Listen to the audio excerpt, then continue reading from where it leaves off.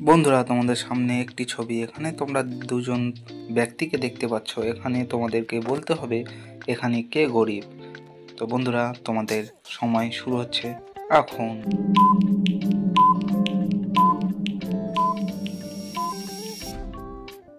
বন্ধুরা, তোমরা যদি লক্ষ্য করো তাহলে আয়নার সামনে তাদের প্রতিবিম্ব দেখা যাচ্ছে এবং তোমরা বুঝতে পারছো যে এখানে 1 নাম্বারটি ধনী এবং 2 নাম্বারটি গরিব, কারণ তার প্রতিবন্ধে দেখা যাচ্ছে যে সে একটি গরিবের ড্রেস পরে আছে এবং প্রথমটি দেখা যাচ্ছে যে সে একটি কোট পরে আছে। তো বন্ধুরা, এখান থেকে বোঝা যাচ্ছে যে 2 নম্বর ব্যক্তিটি গরিব।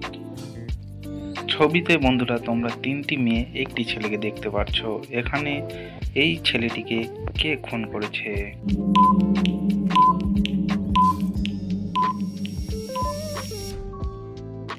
বন্ধুরা, তোমরা কি বলতে পারলে এখানে কোন মেয়েটি ছেলেটিকে খুন করেছে?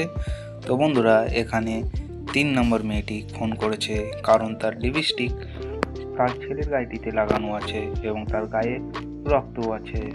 তো বন্ধুরা, এখান থেকে বোঝা যাচ্ছে যে এখানে 3 নম্বর ব্যক্তিটি খুন করেছে।